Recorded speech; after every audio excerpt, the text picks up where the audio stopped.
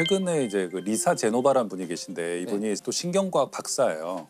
기억과 이제 뭐 이런 망각에 대한 책을 많이 쓰시는데 이분이 이제 테드라는 토크가 있잖아요. 강연 시리즈. 네. 거기 나와서 이제 한 것인데 거기 보면 이런 만약 당신이 85세까지 살아 있다면 둘 중에 하나다. 알츠하이머거나 그러니까 치매거나 아니면 그를 돌보는 사람일 것이다.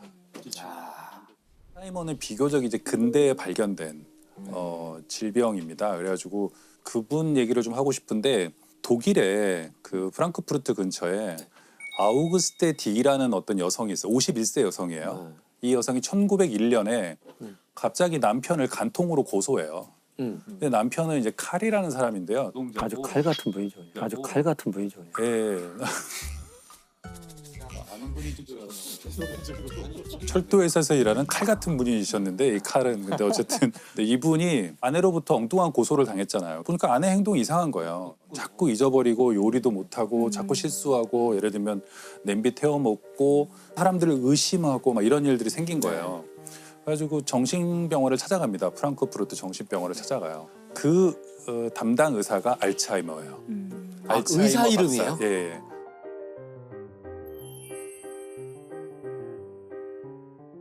그래서 알츠하이머 박사가 이 사람을 이제 진찰하기 시작했는데 처음 왔을 때 알츠하이머 박사하고 문답을 하거든요.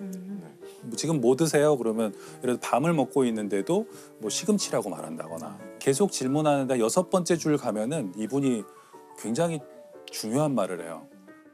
저는 저 자신을 잃어버렸어요. 이렇게 얘기해요. 그 뒤로 계속 그 말을 해요. 나는 나 자신을 잃어버렸다고.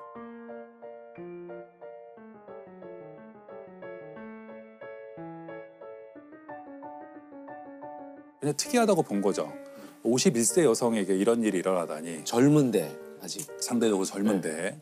그래가지고는 뭐 계속 자기 이제 연구하고 관찰하고 진찰을 하고 있었는데 이제 이 병원이 비싼 거예요. 노동자 그 가정에서는. 남편이 이제 뭐 집도 팔고 뭐 이렇게 해갖고 입원비를 대려고 노력하다가 계속 끝이 없잖아요. 네. 이 병은. 그래서 이제 그만 퇴원시키겠다 그러니까 알츠하이머 박사가 우리 병원에서 책임을 질 테니까 대신에 사망한 뒤에 뇌를 우리 쪽에 기증해 달라. 이제 계속해서 치료를 하죠. 치료하고 관찰하지만 나중에는 뭐 굉장히 심해져요. 예를 들면 대소변도 못 가리고 막 심해져서 불과 한 56세쯤 되면 사망을 합니다. 네. 그래서 뇌를 부검하게 되고 해 보니까 상대적으로 젊은 사람에 대해서 볼 수 없는 현상들이 막 발견. 뇌가 일단 그냥 쪼그라들어 있어요. 정상적으로 이런 노화를 겪은 뇌와 알츠하이머를 겪은 뇌를 보면 확연히 달라요.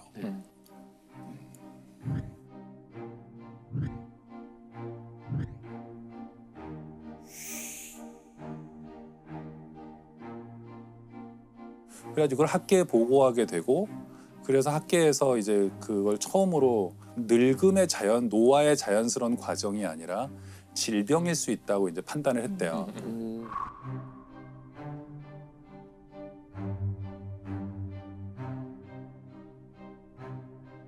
알츠하이머와 치매는 동의어인가요? 아니에요. 근데 지금 알츠하이머는 이 디멘시아의 대부분을 차지하는 빈도를 갖는 한 파트예요.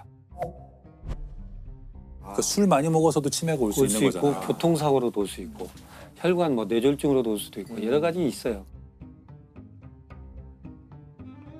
디멘시아 증상을 보이는 것 중에 대부분이 노인성에서는 알츠하이머 디멘시아 이렇게 되는데 왜 아직까지 그 말씀하신 대로 본질적인 진보가 이루어지지 않은 건가요? 알츠하이머 관련해서. 실은 이건 나이를 먹으면서 세포는 재생도 되고 네. 또 파괴도 되고 그러잖아요. 실은. 근데 유일하게 신경세포는 재생이 안 돼요.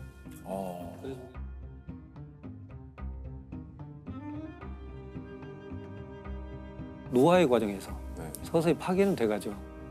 뇌세포는 다시는 재생이 안 되니까.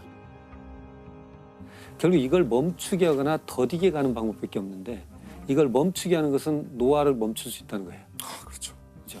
더디게 하는 건 노화를 더디게 갈 수 있다는 거예요. 그러니까 이건 현대과학의 마지막 숙제죠. 실은. 우리나라도 제가 아까 통계 말씀드렸지만 10년 동안에 224%가 늘어났다는 것은 앞으로 굉장히 기하급수적으로 늘 수 있다는 걸 의미하고 수명은 점점 길어지니까요. 그리고 자료를 보면 미국에서 정부와 기관들이 암의 치료와 예방에 투입하고 있는 예산의 10% 정도만 이제 알츠하이머 이쪽으로, 치료에 투입하고 있거든요. 그리고 미국에서 자료를 봐도 암 환자를 케어하는 것보다 이 알츠하이머를 비롯한 치매 환자를 케어하는데 훨씬 더 많은 비용이 들어가요. 예, 이걸 자연스러운 노화로 봐서는 안 된다. 이것은 분명히 질병이고 좀 더 우리가 신경을 써서 이걸 찾아야 된다. 찾아낼 수 있다고 믿어야 된다. 저는 이거 분명히 믿는 사람들이 어디 있을 거라고 생각해요. 제가 또 하나 말씀드리고 싶은 것은 많은 사람들이 치매를 자꾸 기억의 문제로만 생각하세요. 아, 네, 그렇죠. 그렇죠. 과거의 기억을 잃는다고 생각하잖아요. 과거를 잃는다고 생각하는데 가장 먼저 잃어버리는 건 미래예요. 멈춘 거죠. 끝이죠 뭐. 뭘 해야 할지를 몰라요. 뭘 하려고 했는지를 몰라요. 계획을 세울 수도 없고 내가 여기 왜 들어왔지? 내가 오늘 저녁에 뭘 하기로 했는데 안 해요. 이렇게 되기 때문에 미래가 없어지는 거예요.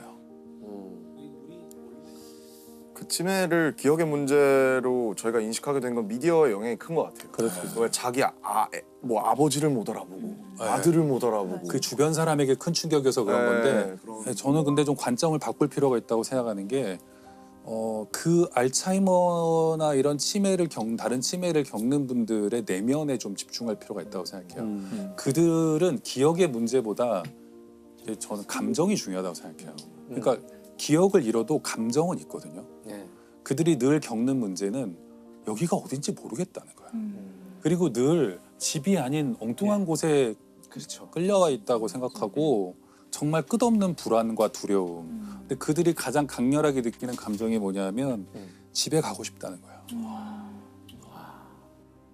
우리가 좀 힘든 일이 있거나 좀 고통스러운 일이 있으면 빨리 집에 가고 싶다고 그렇죠. 하잖아요. 집에 가고자 한다는 열망, 욕망 이런 것은 욕구는 인간의 굉장히 원초적인 건데 이들은 거의 한 길게는 8년에서 10년 동안 낯선 곳에 이유 없이 와 있다고 생각하고 이들이 겪는 어떤 감정적 고통이나 이런 걸 좀 생각했으면 좋겠고 제가 여기 가장 대표적인 예로 늘 드는 게 그런 거예요. 가짜 정류장이라고 네. 독일의 düsseldorf의 한 요양원에서 네. 노인들이 있는 요양원이죠. 요양원에서 가짜 버스 정류장을 만들어요. 많이 행방불명되는 게 치매 노인들이 이 집에 가고 싶잖아요. 노인들이. 아, 네. 그래서 왜 자꾸 집을 나가시지 않는데 그 집은 집이 아닌 자식들에겐 집이지만 네, 그분은 거의 집이 집이 아니라고 아닌 생각해요. 그래서 진짜 집에 가겠다고 나섰는데 갈 수가 없죠. 요양원에서도 그런 일이 일어나니까 네. 그 가짜 버스 정류장을 만들면 이분들이 헤매다가 버스 정류장에 가서 앉아 있어요. 그러면 요양원 직원이 가서 Did you ever take a bus? Have you ever taken a bus? 오늘 버스가 좀 안 오는 것 같은데 잠깐 들어가셨다가 나중에 다시 나오자고. 그러면 그분들이 들어가요 순순히. 일단 한번 가려고는 했잖아요 집에. 네네. 그리고 왜 나왔는지도 좀 잊어버린 분들이 많이 있고 돌아가서 주무시는 거예요. 이게 굉장히 성공적이었던 거예요. 그래서 유럽 전역의 이 그 시니어 요양원들에 이게 생겼어요. 웬디 미첼이라는 분이 있어요. 이분이 58세에 그런 알츠하이머 진단을 받거든요.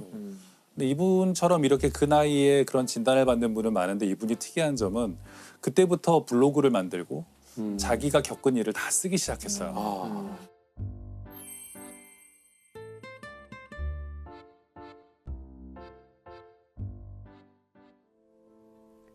I write a daily blog called Which Me Am I Today? As my memory fails me more, so the blog has become a place where I can save all those special memories of events, thoughts and feelings.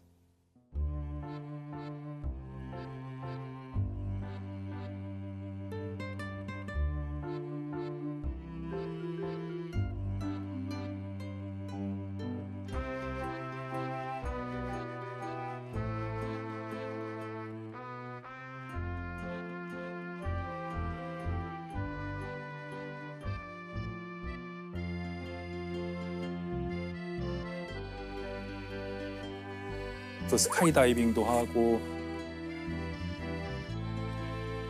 계속해서 어쨌든 사람들과 활동을 하고 어떤 일을 겪고 자기가 어떤 어려움을 겪는지도 쓰고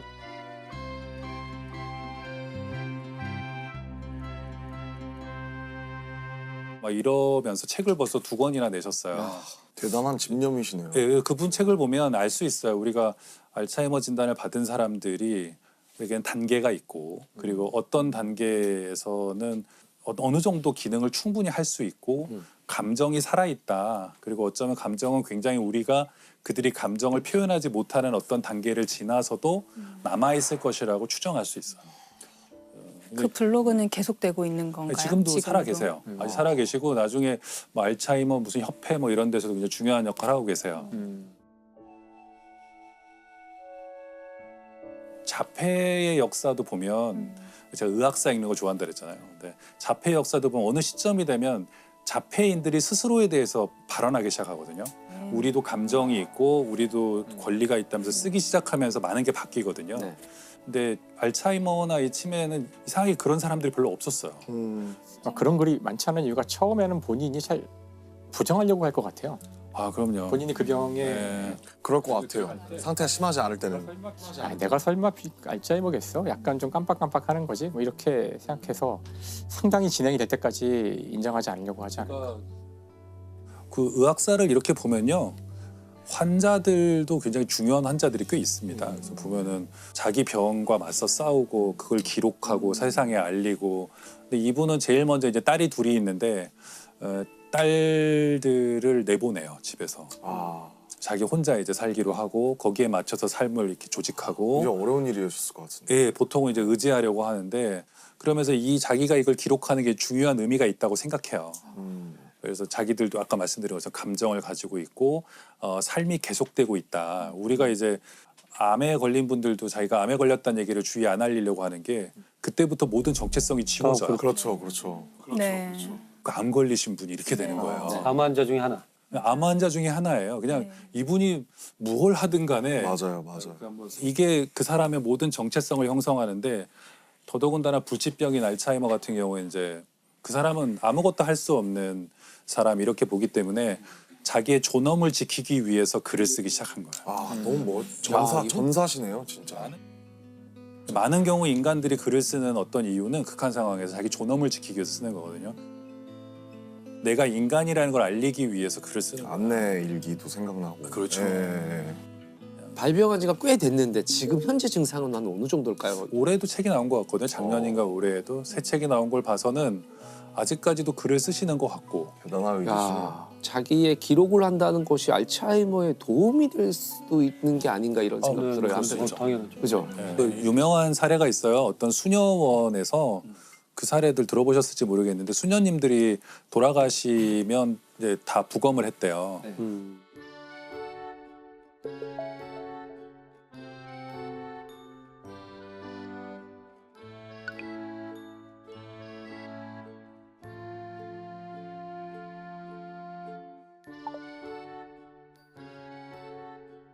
굉장히 많은 수녀님들이 멀쩡해 보이셨던 수녀님들이 이제 뇌를 열어보니까 거기에는 알츠하이머가 진행되고 있는 분들이 꽤 많았대요.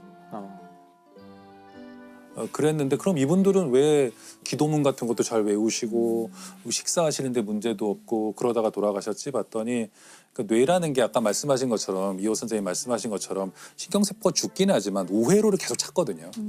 그래서 우리가 이렇게 뇌에 어떤 스트로크나 충격을 받더라도 처음에는 뭐 기억을 못 하더라도 복원하잖아요. 뇌가 다른 경로로 신경세포들이 뉴런들이 이어지는데 뭐 어떻게 복원하게 됐나 이제 가설이죠. 아직 정확한 원인은 모르니까. 그러니까 활발한 사회활동. 수녀원이라는 데가 사회활동을 안 할 수가 없잖아요. 그리고 밥도 같이 먹어야 되고 혼자 늦잠 잘 수도 없고. 늦잠 잘 수 없고 휴식적인 생활을 해야 되고 대화를 해야 되고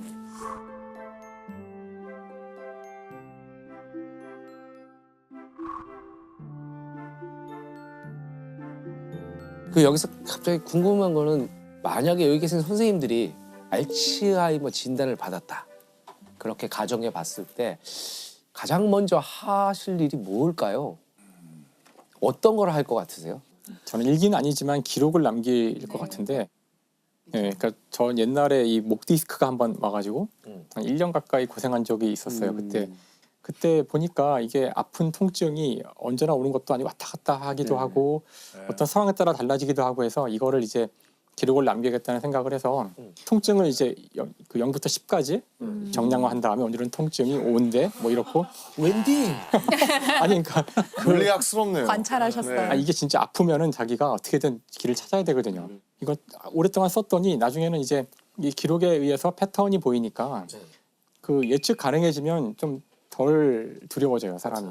예. 그래서 이제 어떤 그런 기록을 남길 것 같아요. 유호 교수님께서 말씀하신 대로 저는 뭐 이렇게 이제 알츠하이머가 됐던 뭐가 됐던 결국 어떤 이별이라는 개념이죠. 저의 상황에서 그런 때는 남겨진 사람한테 저희 부존재가 어떤 짐이 되지 않도록 그런 것만 리스트를 좀 해서 놓고 그 다음부터는 이제 편안하게 그냥 오는 대로 맡아버릴 것 같아요. 네, 저는 사과를 할 것 같아요. 저는 그 미안했던 사람들한테 그 나중에 못 할 수 있으니까 좀 사실 사과 안 하고 지나간 적 많거든요. 뭐 잘못하고 좀 잘못한 일들이 많은데 그걸 잊어버릴 거잖아요. 그러니까 뭐 사과를 좀 하고 싶어요. 그 사람이 기억하고 있던 기억하지 않았던. 않고 있던 네, 제가 아까 뭐 살인자 기업법 나왔지만 살인자 기업법이 2013년에 썼는데 그렇기 때문에 그 알츠하이머 증세에 대해서 잘 알게 됐거든요. 그래서 제가 그로부터 한 몇 년 지나지 않아서 그 제 주변의 어른들의 어떤 알츠하이머 증세가 왔을 때 제가 제일 먼저 알았어요. 제일 먼저 알았고 그래서 이제 그 처음에 말씀하신 것처럼 다 거부해요. 그러니까 병원에 일단 안 가려고 그러시고 그러니까 이걸 납득시키는 게 너무 어려워요. 그래서 어느 정도 좀 정신이 좀 더 있었을 때 웬디 미첼의 초기 같은 그런 시기에 있었다면 뭘 하셨을까 좀 생각해 본 적이 있어요. 네. 그렇게 막 거부하고 막 부인하고 막 그러지 않고 좀 주변을 잘 정리하셨을 것 같고 감정적인 것들을 많이 처리하셨을 것 같다. 왜냐하면 평소에는 좋은 분들이셨으니까요. 네. 좋은 분들이셨는데 다행히 이제 그 뭐 제 주변의 어떤 어른은 그 정신이 남아 있을 때 그러니까 그러셨대요. 그 자식이죠. 자식에게 뭐 사실 고맙다, 미안하다. 네가 참 애썼다. 그런 말을 남기시고 돌아가셨는데 근데